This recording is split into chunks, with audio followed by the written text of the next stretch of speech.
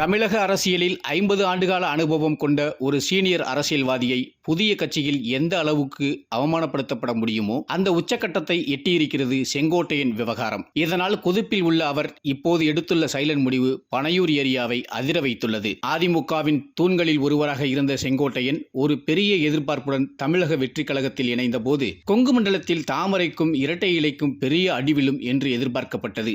ஆனால் இன்று நிலைமை தலைகீழ். 50 ஆண்டுகால அரசியல் அனுபவம் கொண்ட ஒரு மூத்த தலைவரை, செயல் வீரர்கள் கூட்டம் என்ற தந்திரத்தையே தாவேகாவுக்கு கற்றுக் கொடுத்த ஒரு வித்தகரை அந்த கட்சி நடத்தும் விதம் அவரது ஆதரவாளர்களை கொதிப்படைய வைத்துள்ளது. சென்னையில் பெரம்பூர் உள்ளிட்ட இடங்களில் நடைபெற்ற தாவேகா செயல் வீரர்கள் கூட்டத்தில் செங்கோட்டையன் மிக மோசமாக அவமானப்படுத்தப்பட்டதாக தகவல்கள் கசிகின்றன.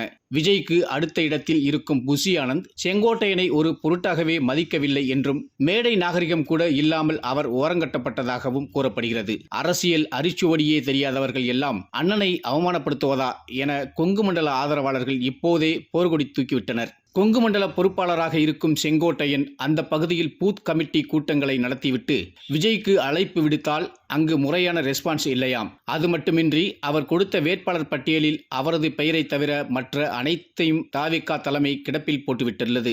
அதே நேரம் புஷி ஆனந்த், ஜான் ஆரோக்கியசாமி, ஆதவ் அர்ஜுனா என ஒவ்வொருவரும் கொங்கு மண்டல வேட்பாளர் பட்டியலை தனித்தனியாக விஜய்க்கு அனுப்ப தாவேகாவுக்குள் இப்போது பட்டியல் போர் நடந்து வருகிறது. தனக்கு கீழ் வந்த ஆதரவாளர்களுக்கும் இன்னும் ஒரு பதவி கூட வாங்கித்தர முடியாத நிலையில் செங்கோட்டையன் கடும் அப்செட்டில் இருக்கிறார்.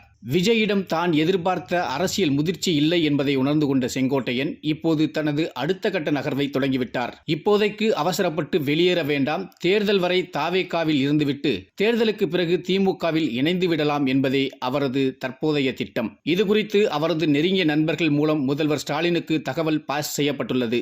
ஆனால் செங்கோட்டையன் தாவேகாவுக்கு போகும் முன்பே அவரை இழுக்க திமுக எவ்வளவோ முயற்சித்தது. அப்போது பிடிகொடுக்காமல் போன செங்கோட்டையனை இப்போது திமுக சேர்த்துக் கொள்ளுமா என்பதுதான் $1,000,000 கேள்வி. ஸ்டாலின் தரப்போ இன்னும் எந்த பதிலும் சொல்லாமல் மௌனம் காத்து வருகிறது.